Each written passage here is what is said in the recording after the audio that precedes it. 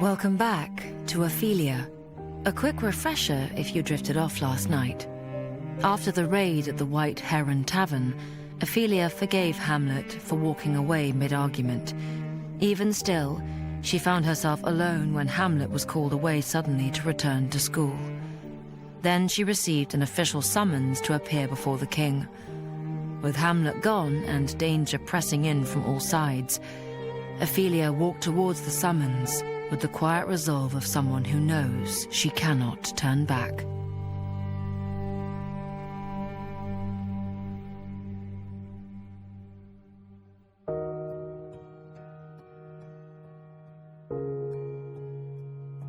The waiting room was smaller than Ophelia expected. It was not a cell, but it might as well have been one. Ophelia was struggling to feel anything but trapped as she waited to be brought to the king. Ophelia sat with her hands folded in her lap and tried to keep her breaths steady. Waiting had never been a strength of hers. Her mind had been going in circles since she was summoned. Was she in trouble? Were they finally investigating the attack on Hamlet? Had they learned about her magic? Footsteps approached. She lifted her chin as a servant entered. She carried a tray with a teacup steaming faintly and a folded slip of parchment tucked beneath it. "For your nerves, my lady," the servant murmured, setting the cup on the table. She slid the note beside it, almost hidden by the saucer. Her fingers lingered a fraction of a second too long, as if weighing whether to say more. Then she stepped back and left, the door closing softly behind her. Ophelia stared at the cup. The scent rising from it was sharp and unfamiliar. Bitter herbs, something resinous beneath the steam. She hesitated, then reached for the note first. The parchment was fine, and inside, the handwriting was elegant and spare. "For the next hour, under no circumstances are you to do anything against the law or that could condemn you." Ophelia's breath left her in a quiet rush. No signature, and not a reassurance, a warning. The message settled into Ophelia's chest with a strange weight. Was this meant to be of genuine assistance? She only had a few minutes to decide if she trusted it, maybe moments. Slowly, she set it down and reached for the teacup. The heat seeped into her hands. She took a careful sip. The bitterness hit immediately. Herbs that coated her tongue and throat, sharp enough to make her eyes water. The hum beneath her skin dimmed, retreating like a tide drawn back from shore, until she could no longer feel it. Ophelia swallowed, heart beating faster now. It was too late for regret. When the knock came again, she stood and stepped through the doorway into the great hall. Stone pillars rose like ribs, with banners hanging limp between them. This was the same room where days ago she had danced all night with the prince. Now the room felt cold and empty. The throne sat elevated at the far end, King Hamlet seated with a posture of ease and disinterest. Queen Gertrude sat beside him, hands folded, her expression warm and composed. Ophelia felt Gertrude's eyes on her and took it as a comfort. Claudius, the king's brother and second in command, stood to one side. Her father Polonius hovered nearby, stiff-backed and pale, and just beyond them, Horatio. He stood straight, hands at his sides, his jaw set. His eyes found Ophelia's, and he gave the slightest shake of his head, a warning. Behind him, 2 guards in black stood, hovering and ominous. Ophelia moved to the centre of the hall and curtsied. The king opened his mouth, but Claudius began before he could speak. "Lady Ophelia," Claudius said smoothly, "how kind of you to join us." His gaze was on Ophelia, assessing and sharp. "We have received troubling reports," he continued, "reports that suggest you have been associating with unsavory elements, that you have knowledge of unlawful gatherings, of sickness She heard her father's strangled gasp behind her. Ophelia's mind raced from the dead wood to the attic of the White Heron Tavern to her bedroom, any of the places she performed magic. How did he know? She stilled her breath, desperately fighting to remain calm. Ophelia met Claudius's gaze and said nothing. "Silence," Claudius said softly, "is rarely the mark of innocence." "I was not aware that silence was unlawful," she replied, her voice steadier than she felt. A flicker of irritation crossed his face. He savoured his power, she realized, and hated it to be challenged. "Enough," the king interjected. "State your charge plainly." Claudius's smile returned, thin and practiced. "Very well. Lady Ophelia, you are accused of spreading sickness and of conspiring with known, changed, against the crown." Ophelia's pulse roared in her ears. She thought of the note warning her from admitting anything, of the strange-tasting tea cooling in her stomach. She decided to play the wallflower, the role she had been fighting her whole life. Eyes downcast, she said, "My lord, I think you must have mistaken me for someone else. I have been living a quiet life in the castle, with only my father and books for companions. I have no fever, no sickness." Ophelia took note of the way Polonius twitched ever so slightly, as she recalled the earlier lie she had told him. Claudius, stony and sly, appeared unconvinced. "You shall demonstrate your magic now, and we will judge how seriously this needs to be dealt with. If you refuse, there will be consequences." Gertrude flinched at the use of the word magic, and Ophelia's breath caught. This was his plan, to force her to reveal herself, reveal her unique magic. No one would stop him once they saw what Ophelia could do, especially now with Hamlet gone. She would disappear like the other movers. Instinct turned her focus inward, reaching for the hum she had come to know so well. Nothing answered. It was as if her hands grasped at empty air. The earth beneath the stone floors felt distant, muffled. "I cannot do what you ask," Ophelia said truthfully. She looked up and saw Queen Gertrude watching her, as though offering her silent support, her face full of compassion. Claudius, meanwhile, watched her with open satisfaction.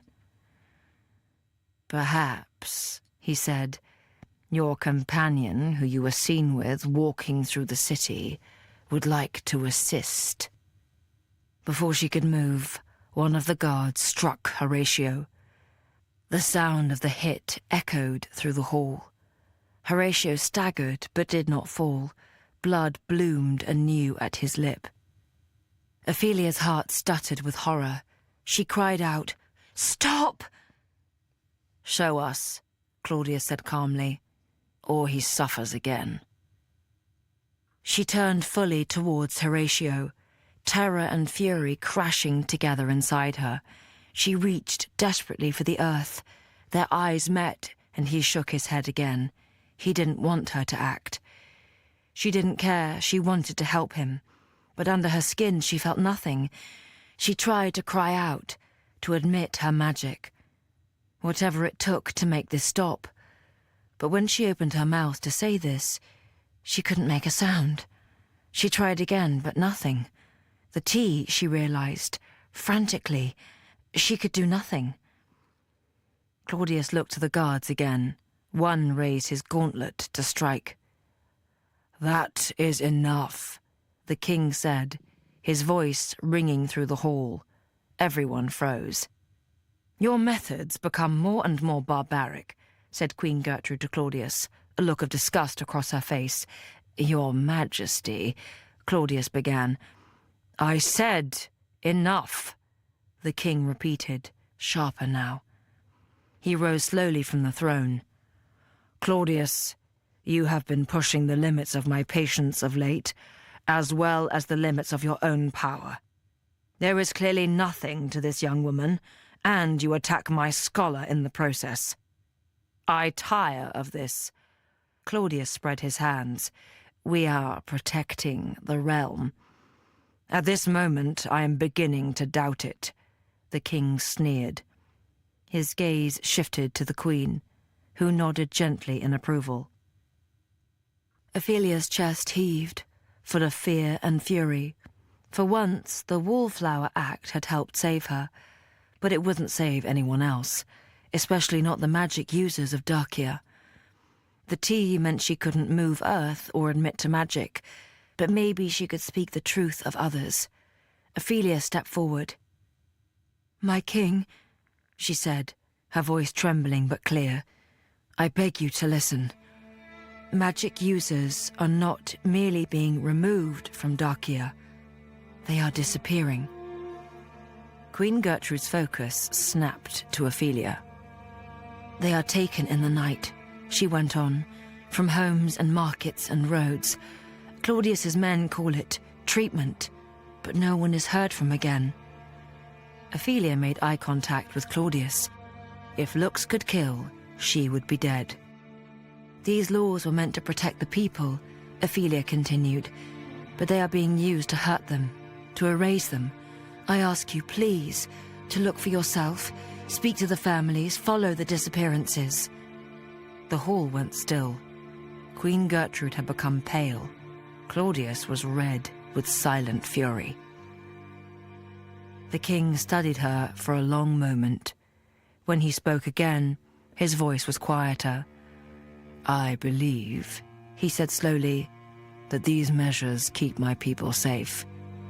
He glanced at Claudius, then back at Ophelia.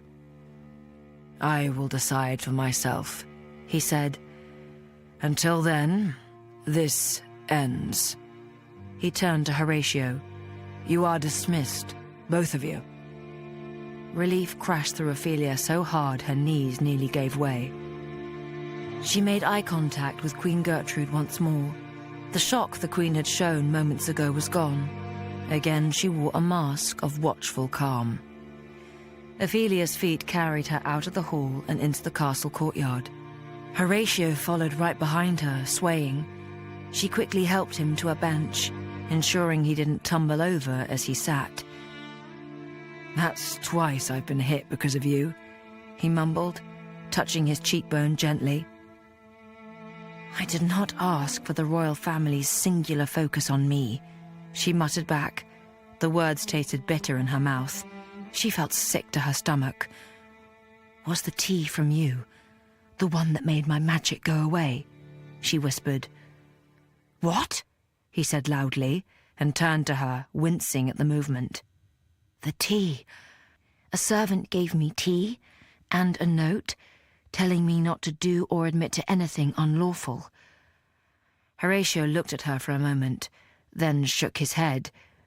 "Wonderful," she said. "Another mystery." She heard the flurry of footsteps and found Claudius striding across the courtyard towards her, followed further by Polonius. "You!" Claudius shouted, drawing eyes from others in the courtyard. Ophelia stood to face him. "I know what you are, girl," Claudius hissed in Ophelia's face. Horatio tried to stand, but Ophelia pushed him down, not wanting him to be hurt again. "I have eyes in every corner of this city, of this island. Nothing happens here without my knowing it, and I have ways of making you and this sympathizer," he said, sneering at Horatio, "regret how you spoke to me before the king." Ophelia blanched momentarily, but then a realization struck her. She spoke before wisdom or fear could stop her. "It was you," she whispered. "You sent those men who attacked me and Hamlet in the Dead Wood." Claudius, pale at the accusation, then quickly gathered himself. "You speak utter nonsense, girl.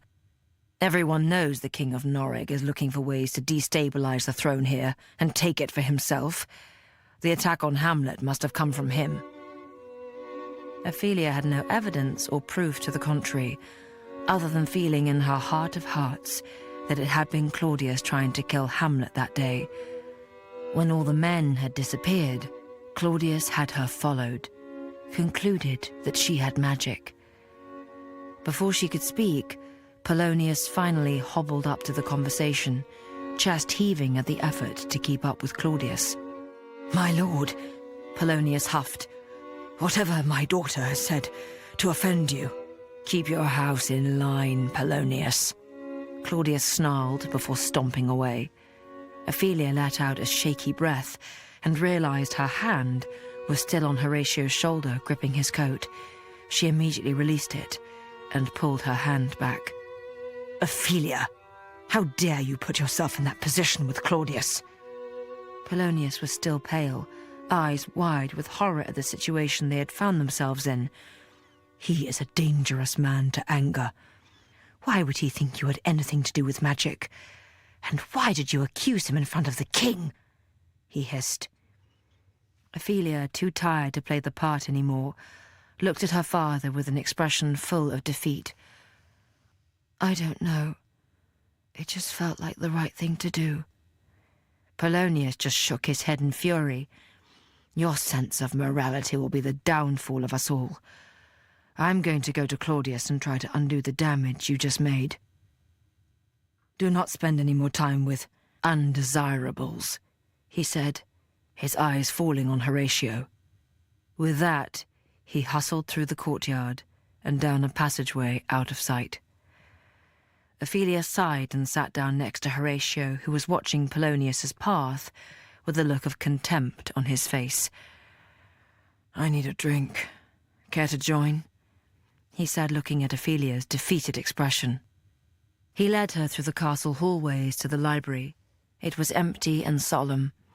He closed the door behind them and pulled a bottle of amber liquid from a drawer in his desk. He poured them both a glass and downed his in one take, wincing as the alcohol hit his re-split lip. "Here," she said, pulling a handkerchief out of her pocket and dipping it in a nearby water basin. She motioned for him to sit. He hesitated for a moment, looking unsure, before he sat on the desk, bringing his wounded face to Ophelia's eye level. She stepped forward slowly, standing between his long legs, to dab away at the blood on his cheek and chin. She focused on the work, trying to ignore the pink rising in her cheeks and the hum slowly returning under her skin. He sat perfectly still, watching her as she worked. "I'm sorry," she said softly, pausing. "Your first impression of me was correct. That night I walked into the library. I've become a problem, a complication." "You aren't a problem, Ophelia," he said gently, his eyes taking in her remorse. "I think you are the solution. Don't believe anything else for a moment." She stepped back to look him in the eye and found Horatio watching her, something new in his gaze, recognition and warmth. She was about to ask him what he meant when the library door flew open. They both jumped, and the bubble of the moment burst. Voices clamored, and they saw guards running outside. One stepped inside, shouting, "The king!" he cried. "The king is dead!" They both froze. Ophelia's hand tightened on the desk as the hum inside of her surged, alive and listening, and the world she knew tilted instantly, irrevocably, into something else.